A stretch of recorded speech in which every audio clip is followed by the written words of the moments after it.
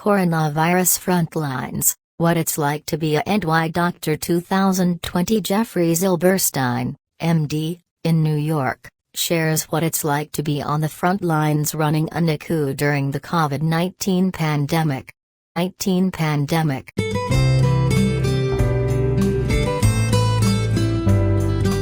New York has been at the epicenter of the coronavirus pandemic. And the people fighting the battle on the front lines are the doctors and nurses caring for us. Jeffrey Zilberstein, MD, Chief of the Division of Critical Care Medicine as well as Pulmonary Medicine Critical Care at Northwell Health's Southside Hospital in Bayshore, New York, has been stunned by the spread of COVID-19. As head of his department, Dr. Zilberstein has had to make sure doctors are protected from infection, and that the deluge of patients get the care they need. COVID-19 has taken over, he says. We now have about 6 to 7 times more patients than we are used to in terms of the intensive care unit, ICU. We don't have enough beds, so now we are using floor beds and converting them to ICUs, as are many other hospitals. With new admissions every day, medical staff working around the clock, and medical supplies extremely limited, Dr. Zilberstein and his colleagues feel the wear and tear of this novel coronavirus.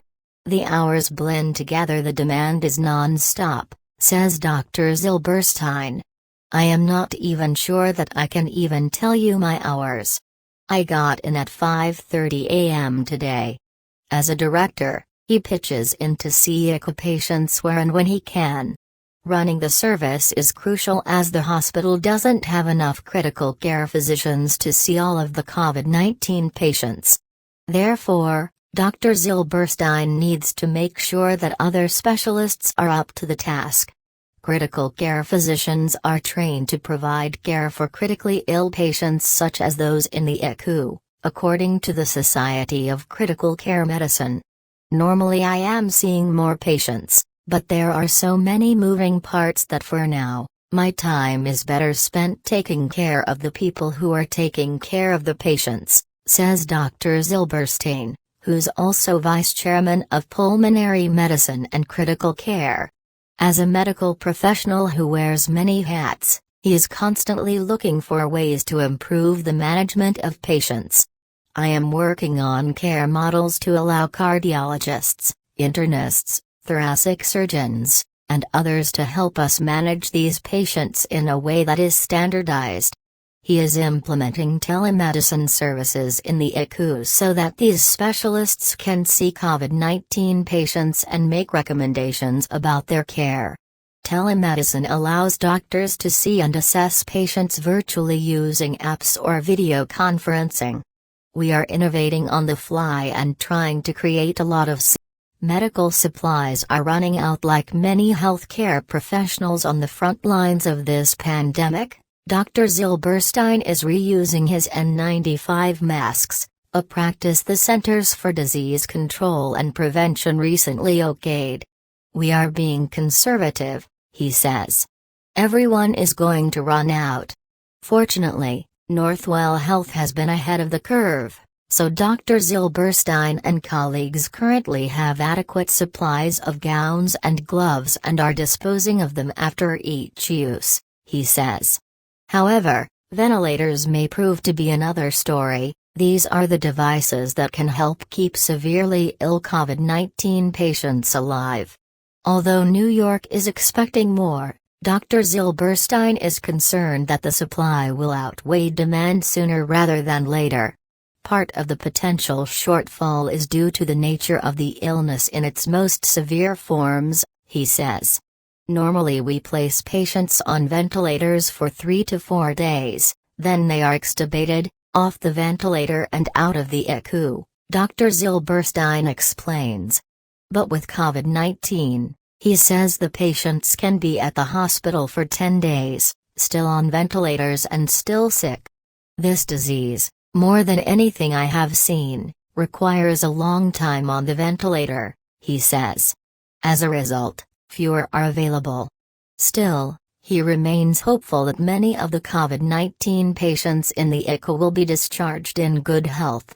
We haven't seen that many folks get better in the ICU yet, but the experience in China and Italy suggests that these patients are in the ICU for 10 to 12 days, so my hope is that more will get better. Another aspect of the job that has changed since the outbreak is the amount of time and precautions needed to don and doff protective equipment, he says. It takes us a little longer to get into the room, and when we leave the room, we take off protective gear in a thoughtful and judicious way, he says. It probably adds about 2 to 3 minutes on the front end and 2 to 3 on back end per patient. The reason for the extra precautions is the infectious nature of COVID-19 compared to other illnesses.